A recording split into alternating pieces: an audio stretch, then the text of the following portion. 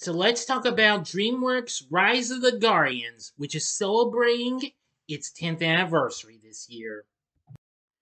Big D's Entertainment Rankings and Reviews.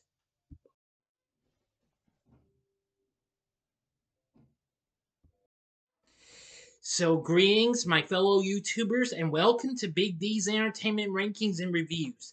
My name's Doyle, better known to as the Big D, and this time around I bring to you a review of the 2012 computer animated fantasy action adventure flick Rise of the Guardians from Dreamworks Animation. Distributed by Paramount, this would be the last film they would distribute for DreamWorks before Fox started distributing them the next year with The Croods. The film was directed by Peter Ramsey in his feature directorial debut from a screenplay by David Lindsay Abair, based on the Guardians of a Childhood Books series and the short film The Man in the Moon by William Joyce. The film features a big all-star cast that includes Chris Pine, Alec Baldwin, Jude Law, Isla Fisher, and Hugh Jackman. The film tells a story about Guardian Santa Claus, the Tooth Fairy, the Easter Bunny, and the Sandman who enlist Jack Frost to stop the evil Pitch Black from engulfing the world in darkness in a fight of dreams. The film got some reasonable response, and it was a little bit of a success. The film was released on this day, November 21st, 10 years ago in 2012, which henceforth is the 10th anniversary of this film this year. Although it premiered a month before this at the Mill Valley Film Festival. So, anyway, let's get into our story. Jack Frost awakens from a frozen pond with amnesia and disappears upon realizing that no one can see or hear him.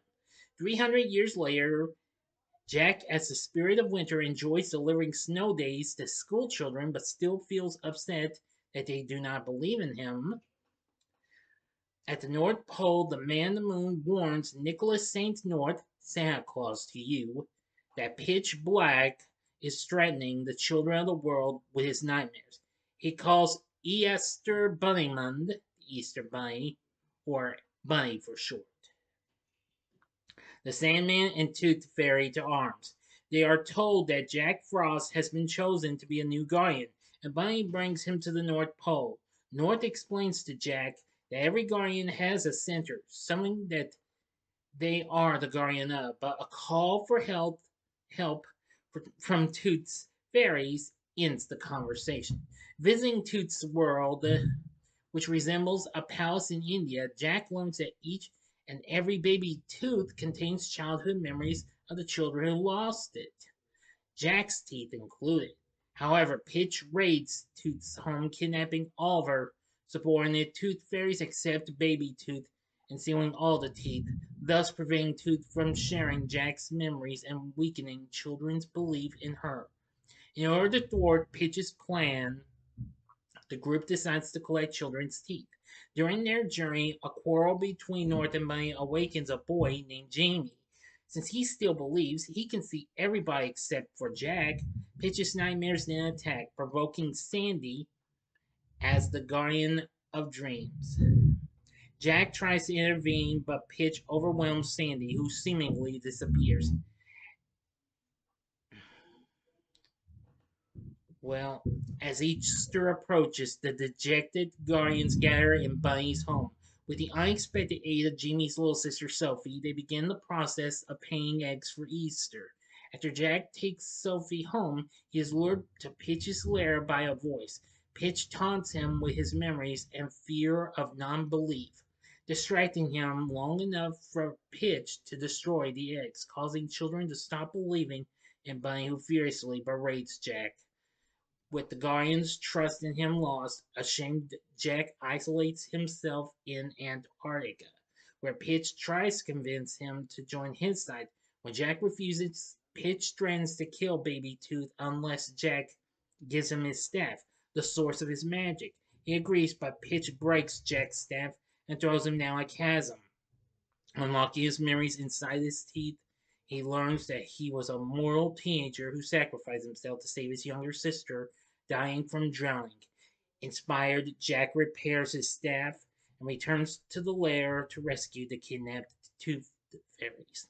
Now for the ending. As always, you know the procedure. You have 5 seconds to stop this video. Go to the description box below and fast forward to the time below. If you've seen the movie already, please continue. Thank you, and here we go.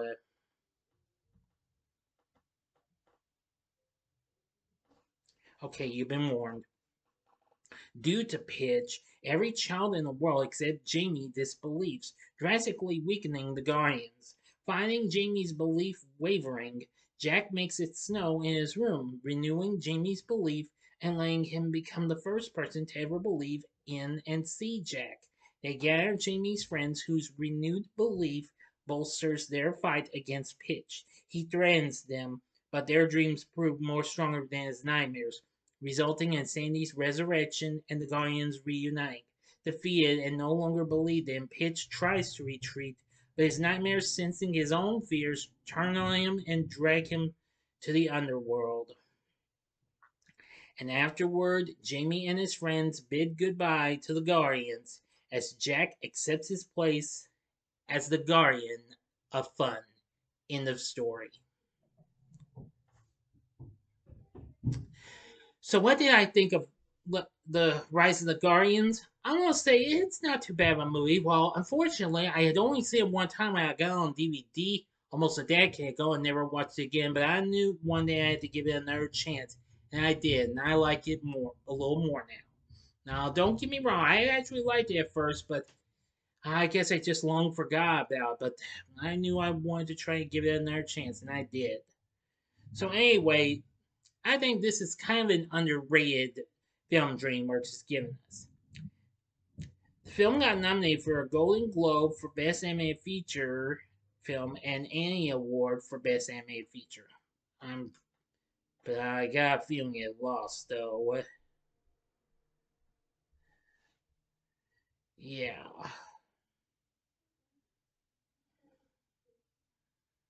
Mhm.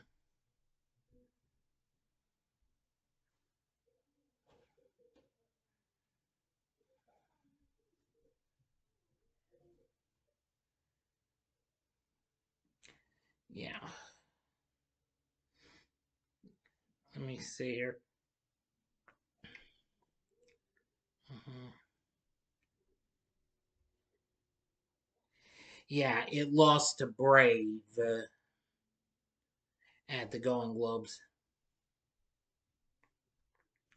Nevertheless, the film got some pretty decent reviews and what have you.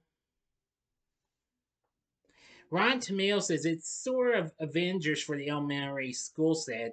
This film is wonderfully animated and briskly paced, but it's only so-so in the storytelling department. Well, that's understandable, but the story isn't too bad. It does have a good score as well by Alexander Desplat. Well, I could be mispronouncing that, but it's a French composer.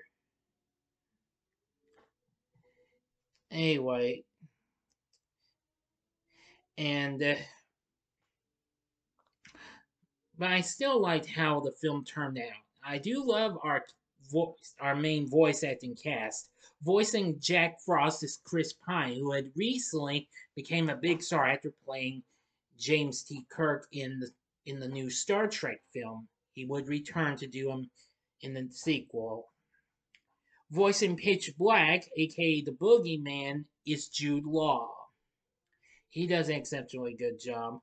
Alec Baldwin voices the leader of the Guardians, Nicholas St. North, better known as Santa Claus. Now, if you haven't seen this, I will tell you this guy has a Russian accent and a culture person. Yeah, you better believe it. Hugh Jackman, you know best as Wolverine from the X-Men franchise and numerous other movies, voices Bunny. Of course, he shares, well, his voice actor, Jackman's Australian accent. That was a big surprise. And finally, Tooth Fairy, or Tutiana. It's voiced by Isla Fisher, who I've seen her in movies like Scooby Doo and Wang Crashers, and of course, later on I saw her in Now You See Me. Yeah, she does a good job. And Dakota Goyo voices Jamie. Yeah. Now Sandy's the only one that doesn't speak though. But anyway, the animation's not too bad. The story is fairer and what have you. It has some good pacing. It's a great voice acting cast and a good score. So with everything said, would I recommend Rise of the Guardians? Well, I'd say sure, go ahead, give it a try. Or if you feel like this isn't the that you're not sure you're gonna like it, then I'd say then give it a one-time watch. It's kind of a draw between sure go ahead and give it a one-time watch. You be the judge. There have been talks about a sequel, but we're not really going to jump to any conclusions or possibilities or something like that yet. So we'll see. Anyway, the film went on to make 306 million worldwide. So, what are your thoughts on Rise of the Guardians? Let me know in the comments section below. If you like this video, click the like button, subscribe, and be a part of the Big D Nation. And I do have a little bit of an announcement since this is from DreamWorks. Very soon next month, you will be getting some more DreamWorks Animation Films reviews. There'll be some that I am going to try to make up for lost time and give to y'all, like the How to Train Your Dragon trilogy and Puss in Boots, which I will review that in order to promote its long-awaited sequel coming up next month. And maybe a few others. Stay tuned. Details to follow, since I have yet to get the December schedule fixed up. It's a little early.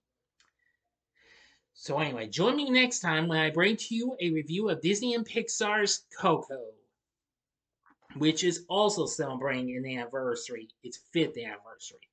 Thanks for watching, and if you like this, check out my reviews for these other DreamWorks animation films. In the upper left-hand corner is my review of Kung Fu Panda.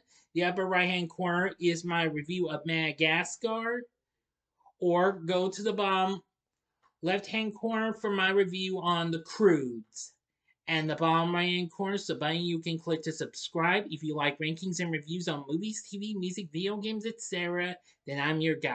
Thank you for watching. Until next time, I'm the Big D saying, see ya.